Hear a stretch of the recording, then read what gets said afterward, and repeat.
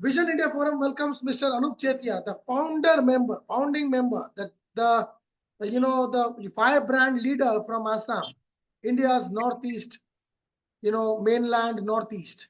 Now, Mr. Chetia was responsible, along with his colleagues, for the starting up of the so-called insurgent organization, as they call it, or militant organization, or a organization which was, demanding a separate statehood for Assam based on, non-allegiance to the center over the last few decades. Alpha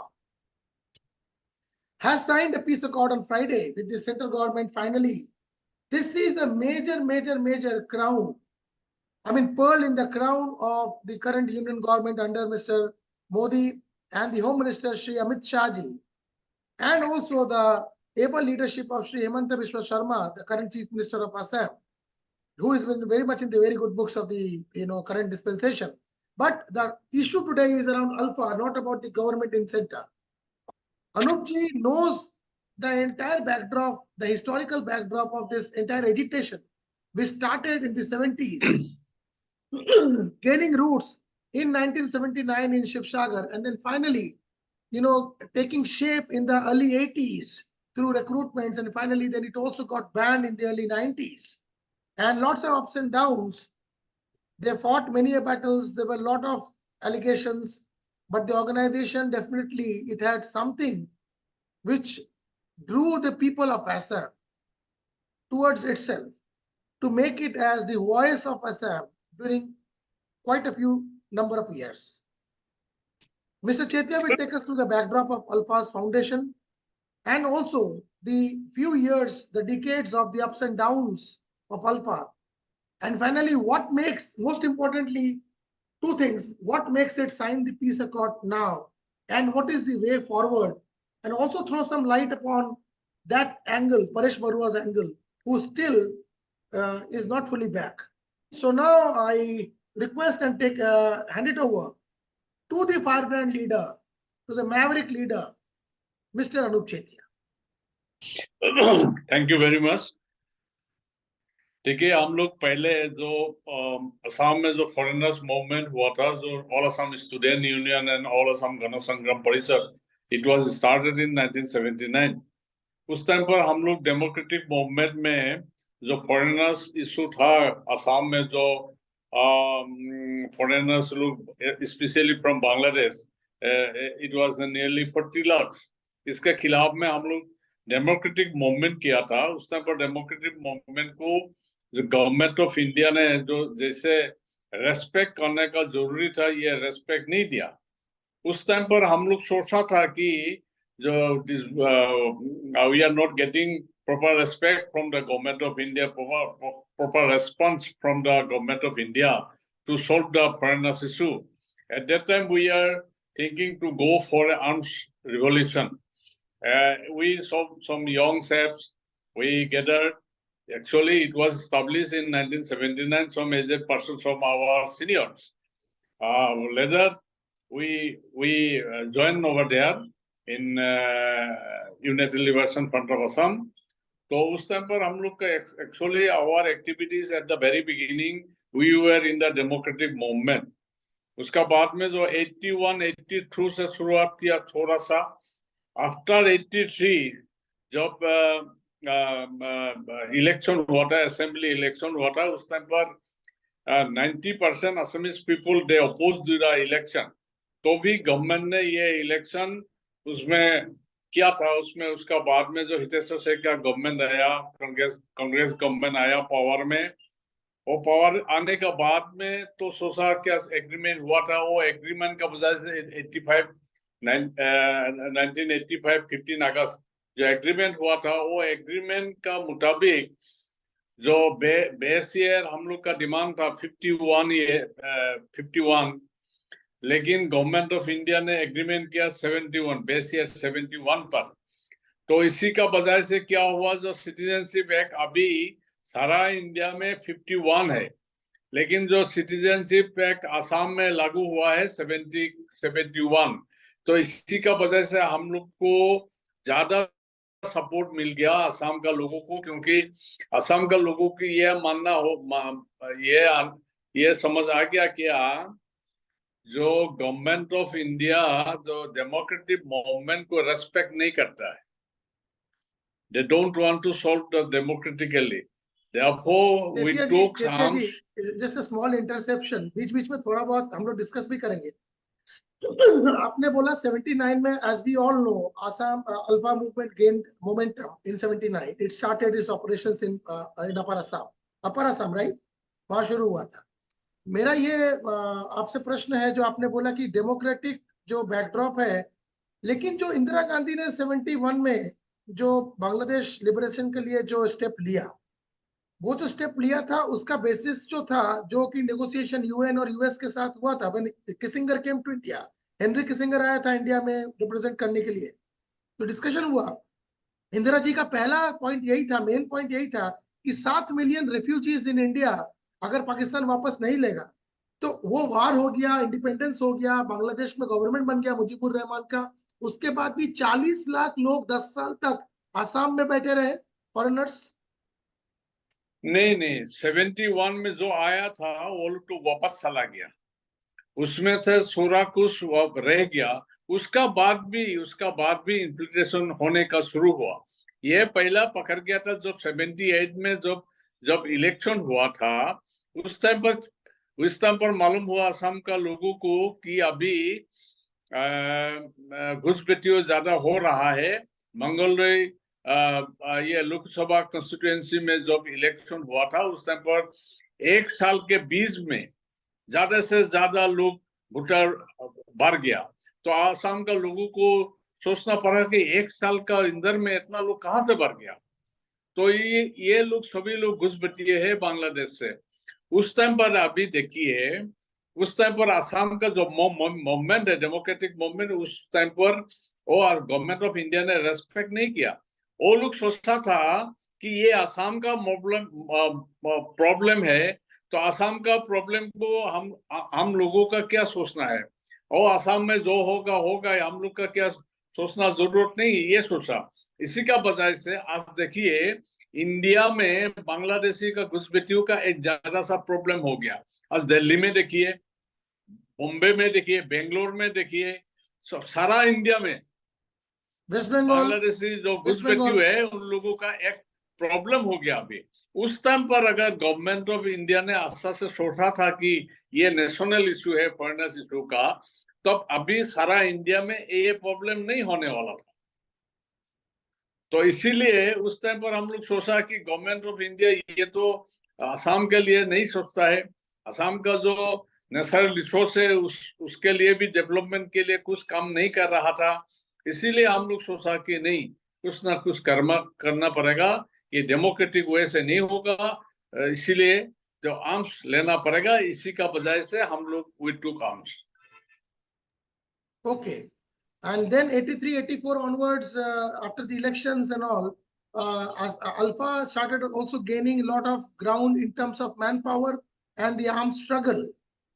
Yeah, you see, 83 after 83 election, at that time we were busy to go to the Burma to meet with the NSCN leadership, and in 1983 in the month of May we reached Burma with six delegation. I was there, and we meet the NSCN leadership, Isak Su, Twinglang Muiba, SS Kaplan, and they assured us they will help us and they will give us training, arms, ammunition, and everything. They want to form an organization in Assam, and they want to arms revolution in Assam. तो उसी का वजह से हम लोग वापस आ गया। उसका बाद से हम लोग ज्यादा से ज्यादा लोगों को रिक्रूटमेंट किया। रिक्रूटमेंट का बीएनपी का रोल कितना स्ट्रॉन्ग था? किसका? BNP, Bangladesh nationalist party. नहीं, बांग्लादेश में तो हम लोग बाद में किया। बांग्लादेश में तो हम लोग का पहले ये था कि हम लोग सोचा था कि बर्मा में तो अनसिविलाइज्ड एरिया है। बांग्लादेश बर्मा में उस टाइम पर कोई रोड वगैरह अनडेवलप एरिया है। तो इसी का वजह से हम लोग सोचा कि बांग्लादेश बर्मा से इंटरनेशनल कनेक्शन नहीं होगा, कैंपेन लॉबी करने के लिए नहीं सकेगा। इसी का वजह से हम लोग बांग्लादेश में कैंप शुरुआत किया। At that time, at the very beginning, we were 4 and 5 boys only. हम लोगों का 4-5 लड़का था उधर में, उसका बाद में आस्ते आस्ते 8-10 हो गया, ऐसे बढ़ा था। लेकिन उसमें बांग्लादेश में हम लोगों का कोई बेस बनाने का पहले हम लोगों का कोई एजेंडा नहीं था। हम लोगों का पहले एजेंडा सिर्फ बांग्लादेश में एक डिप्लोमेटिक कैंप करने के लिए। इसीलिए हम लोगों का उस टाइम पर बांग्लादेश में कोई पॉलिटिकल पार्टी हो, कोई गवर्नमेंट का साथ में हम लोगों का कोई रिलेशन नहीं था, क्योंकि हम लोग असमीज लोग है। असमीज लोग बांग्ला भी बोल सकता हूँ, क्योंकि हम लोग का लैंग्वेज थोड़ा सा मिलजुल है। इसी का वजह से हम लोग का कोई तकलीफ नहीं हुआ था। ठीक है, इसका इसका कोई बोलता है कि बीएनपी के साथ में रिलेशन है, ये कोई पहले में कोई नहीं था, कोई रिलेशन नहीं था। बाद में थोड़ा कुछ नीचे लेवल में थोड़ा कुछ था, लेकिन ऊपर लेवल में हम लोगों का बीएनपी का साथ में कोई रिलेशन नहीं था। Okay, take us forward sir. I mean उसके बाद जो ऑलमोस्ट 90s में बैनिंग हुआ, बैन कर दिया गया, और महंता की सरकार आई, प्रफुल्ल महंता की सरकार के समय काफी किलिंग्स हुई, काफी असैसिनेशंस हुए, both sides. It's not only that, I mean both sides. So please take us through that. ना, ये तो सही बात है।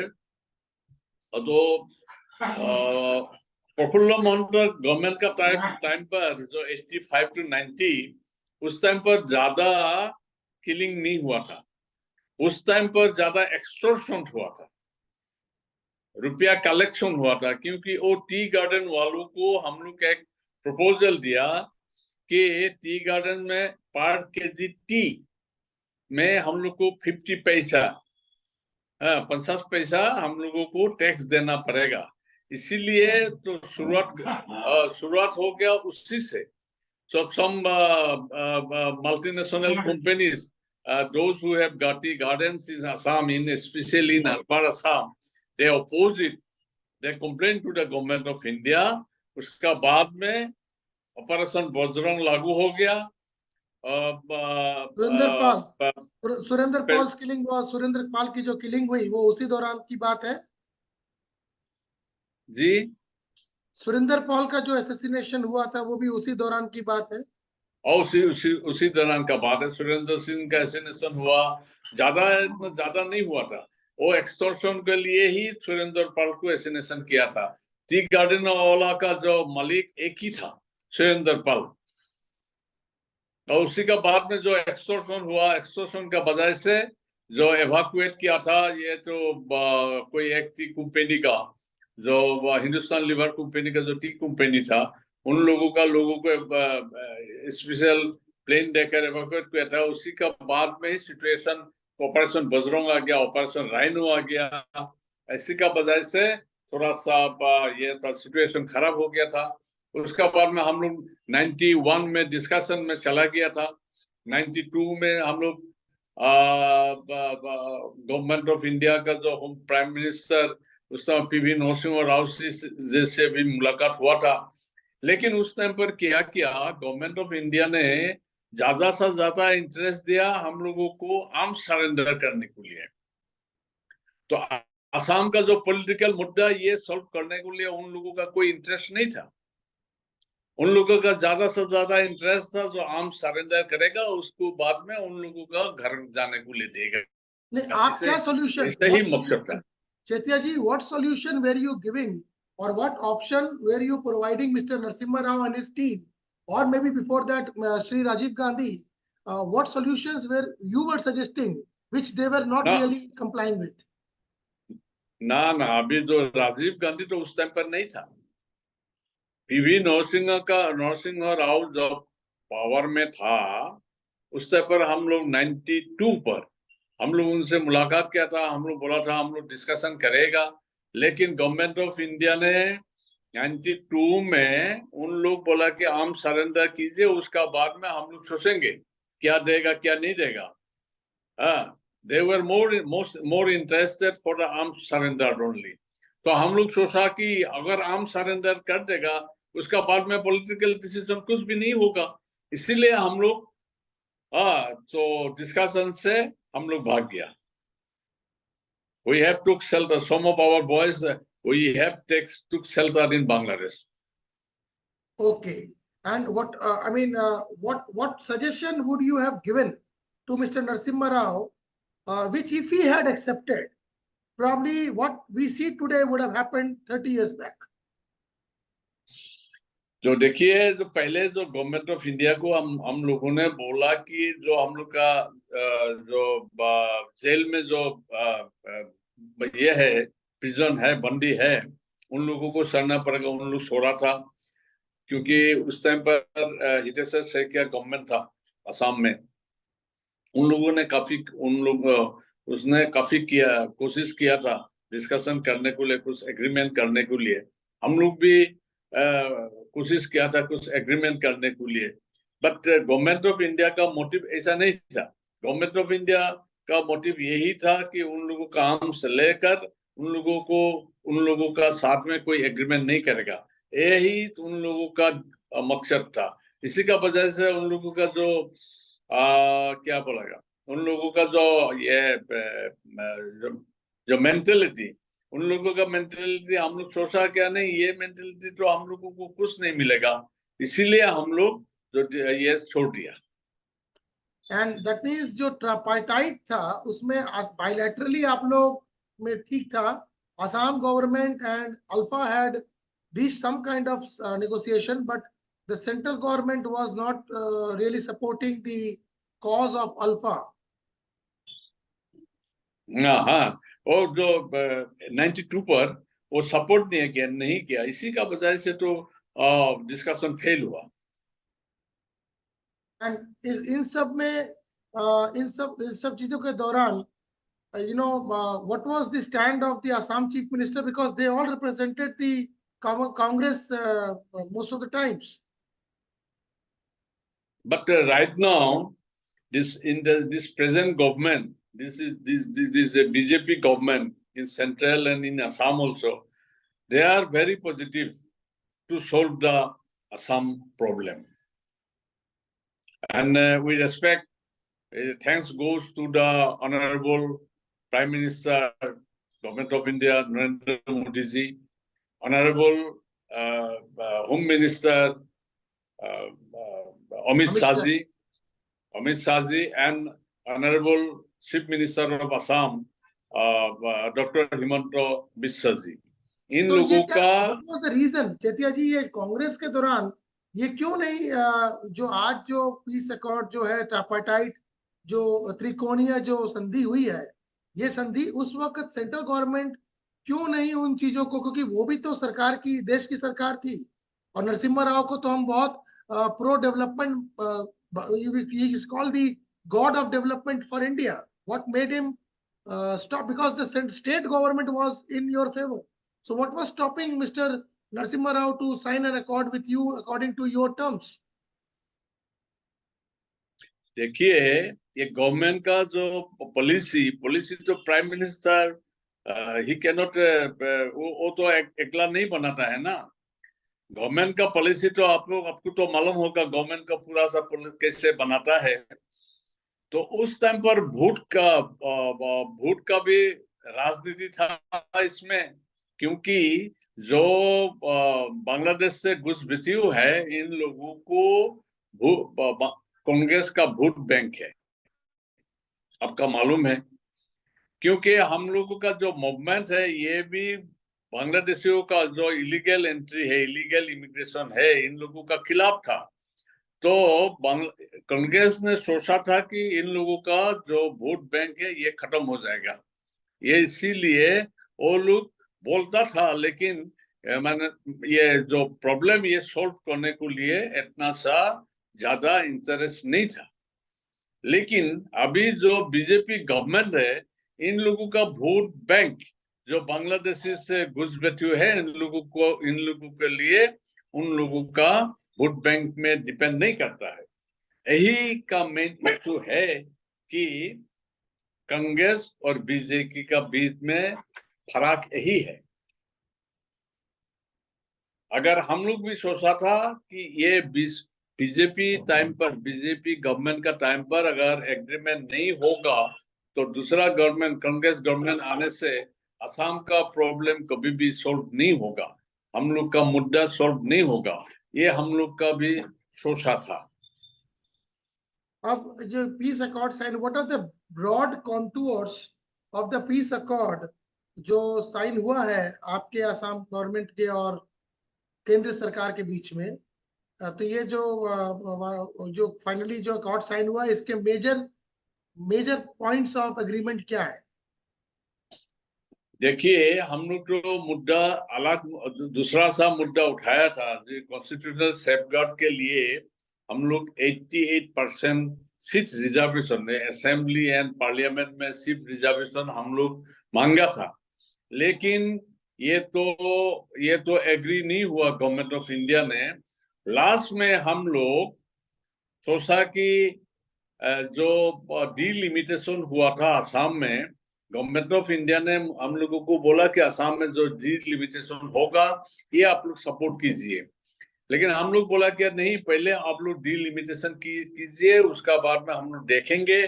जो डिलिमिटेशन के बजाय से हम लोगों का जो इंडिजिनस पीपुल का जो प्रोटेक्शन कितना होगा, कैसा होगा, ये देखेंगे। उसका बाद में जो डिलिमिटेशन हुआ है, अभी इसमें से हम लोग देख रहा हूं कि 94 to 96 seats reserve for the indigenous people of और असमीज पीपुल ऑफ असम। तो इसी का वजह से हम लोग सपोर्ट किया कि ये मुद्दा ही एक्सेप्ट करना अच्छा होगा। तो इसीलिए जो डिलिमिटेशन है उसमें एक पॉइंट हम लोग जोड़ दिया कि एक कॉन्स्टिट्यूशन से दूसरा कॉन्स्टिट्यूशन में कोई आदमी स्विच कर नहीं सके, लेकिन बाद में गवर्नमेंट ऑफ इंडिया ने बोला कि ये तो डेमोक्रेटिक कंट्री है, किसी को जो उन लोगों का फंडामेंटल राइट्स है उसको तो ये कैंसिल करना नहीं सकता है। इसी के लिए हम लोगों ने बोला ठीक है, आप लोग ये इलेक्शन कमीशन से बातचीत की है, कैसे फॉर्मुलेट करना जरूरी है, कानून में कैसे देने से अच्छा होगा। हम लोग चाहता हूं कि अगर जोनिया कॉन्स्टिट्यूएंसी से गुवाहाटी में आकर भर्ती होना, पूरा लोग आकर इधर में वो लोग डेमोग्राफिक स्ट्रक्चर चेंज करने के लिए ना सके, इसीलिए हम लोग ये डिमांड किया। उसका बाद में गवर्नमेंट ऑफ इंडिया का जो इलेक्शन कमीशन ने दिया कि एक कॉन्स्टिट्यूंसी से कोई आना जाना करना चाहता है तो एनरोलमेंट, वोटर लिस्ट में एनरोलमेंट करना चाहता है तो डिस्ट्रिक्ट इलेक्शन ऑफिसर का अथॉरिटी दिया हुआ है। वो अगर एग्री करे तो एक लोग इधर में ढुक सकता है और निकाल सकता है। And any other conditions apart from that they have agreed and which makes you sign the peace accord? Major impact? Yeah, there is some more points. अभी देखिए, हम लोग असम को और फिर कोई डिवीजन हम लोग करना नहीं चाहता है। ये भी है 6 कम्युनिटी को शेड्यूल ट्राइब देने के लिए एक असम में डिमांड हो रहा है। ये भी हम लोग का एग्रीमेंट में डाला हुआ है, गवर्नमेंट ऑफ इंडिया ने एग्री किया है। उस दिन जब जिसका ये पीस एग्रीमेंट साइन हुआ था, एग्रीमेंट का दिन भी honourable home minister Amit Shah ji ने, जो हम लोगों का एथनिक ग्रुप्स का जो लीडरशिप उसमें था, उन लोगों को बोला था कि देखिए अभी नेक्स्ट आप लोगों का बारी में काम चलेगा, आप लोगों का साथ में आप लोगों का काम करना जरूरी है, आप लोगों को काम करेगा। जो 6 कम्युनिटी का जो लीडरशिप सिविल सोसाइटी का जरिए वो लोग उधर में प्रेजेंट था, उन लोगों को honourable home minister Amit Shah ji ने बताया कि आप लोगों को साथ में भी आप लोगों का जो डिमांड है जो मुद्दा है ये भी हम लोग जल्दी से जल्दी करेंगे।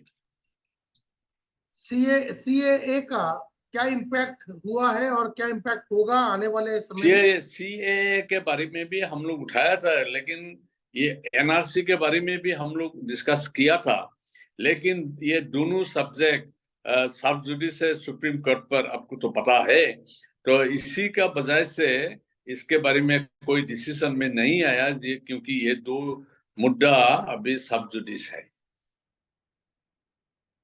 What about your political plans now in the Lok Sabha elections? Because we are not thinking to join in the politics. तो आपका कोई अभी विचार नहीं है to what do you call nominate candidates for the upcoming Lok Sabha and the state elections? Because right now our main objectives is to implement the agreement.